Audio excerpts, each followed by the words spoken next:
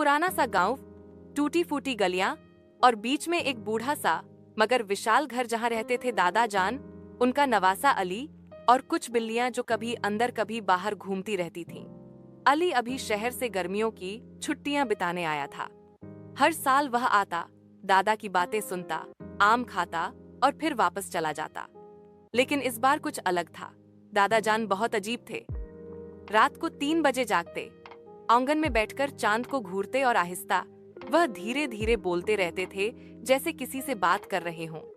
अली ने जब पहली बार देखा तो समझा शायद नींद में चल रहे हैं, लेकिन दादा के चेहरे पर एक अलग सी गंभीरता थी। एक दिन अली ने हंसते हुए कहा, दादा, चांद से तुम डरते हो या किसी भूत से? दादा हंस पड़े, बेटा, कुछ राज ऐसे होते हैं जो सिर्फ रात को सुनाई देते हैं। अली एक दिन आंगन के कोने में खेलते हुए एक जंग लगा हुआ संदूक पर जा गिरा। दादा ने फौरन शोर मचाया, अस्से हाथ मत लगाना। उनकी आंखों में ऐसी दहशत थी कि अली भी कांप गया। रात को अली ने देखा कि दादा वही संदूक खोलकर उसमें से कुछ देख रहे थे, शायद तस्वीरें या कोई पुरानी चीज। अगली सुबह अली ने बिल्ली को चश्मा पहना दिया और दादा जान का लट्ठा पहनकर पूरे घर में उनकी नकल उतारी। दादा जान ने देखा तो पहले संजीदा हुए, फिर खुद भी हंस पड़े। अरे मेरा नवासा तो फनकार निकल आया, दादा जान ने कहा। तू तो हौसला भी लेता है, मैं तो अपने वक्त का राजा हंसोड़ था। फिर उन्होंने एक पुरानी स्टोरी सुनाई कि कैसे वो एक बार दोस्त की शादी में दूल्हा बनकर भाग गए थे क्योंकि असली दूल्हा ताखीर से आया। एक रात अली की आंख हक खली। उसे लगा कि कोई दरवाजे पर धीरे धीरे दस्तक दे रहा है। उसने दादा को जगाया, लेकिन दादा ने सिर्फ इतना कहा, वह सिर्फ पुरानी हवा है, वापस सो जाओ। मगर अली ने अगले दिन छिपकर संदूक खोला। उसके अंदर पर रानी तस्वीरें थीं। एक तस्वीर में दादा जान एक बच्चे के साथ थे जो बिल्कुल अली जैसा लग रहा था। अली ने दादा से पूछा, यह बच्चा कौन है? क्या मेरा हमशक्ल है? दादा खामोश हो गए, आंखों में आंसू आ गए। वह मेरे चाचा थे, जैन, बहुत साल पहले एक हादसे में चले गए। तुम जैसे जैसे बड़े हो रहे हो वैसे वैसे उस जैसे बनते जा रहे हो। तुम्हारी मुस्कुराहट, तुम्हारी शरारतें, सब कुछ वैसा ही है। अली को लगा जैसे उसने कोई बहुत बड़ा राज जान लिया हो।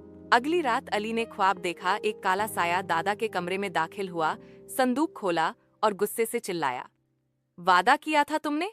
दादा, वादा तोड़ा क्यों? अली चीख कर जागा। दादा पसीने व शराब में डूबे हुए थे। यह सपना नहीं था बेटा, वह वास्तव में आता है। तुम्हें अब सब कुछ जानना होगा। दादा ने कहा, जैन दुर्घटना में नहीं मरा था, वह एक आध्यात्मिक खेल खेल रहा था और वह चीज, वह काले साये ने उसे ले लिया। तब से वह साया मुझसे वादा लेता रहा कि मैं इस राज्य को छुपा कर रखूं। लेकिन अब वक्त आ गया है, तुम्हें सच्चाई जाननी होगी ताकि वह साया हमेशा के लिए चला जाए। दादा और अली दोनों ने सहन में दिया जलाया, संध वक्त को बीच में रखा और जैन की एक तस्वीर सामने रखी। दादा ने कुछ पुराने मंत्रों के साथ कुछ बोलना शुरू किया। अचानक आंधी चलने लगी, दरवाजे खुद बंद होने लगे और वही साया दोबारा नमूदार हुआ। तुमने वादा तोड़ा, अब तुम्हारा पोता मेरा होगा, साया चीखा। अली ने हिम्मत करके कहा, नहीं, मैं जैन नहीं हूं, मैं अली हूं और मैं जिंदगी से डरने वाला नहीं। तस्वीर जलने लगी।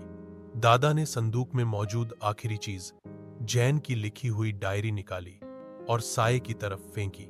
अचानक रोशनी फैल गई, साया चीखा और गायब हो गया। सुबह हुई। अली सहन में बैठा था, दादा भी साथ थे। आसमान साफ था, बिल्ली फिर चश्मा पहने घूम रही थी।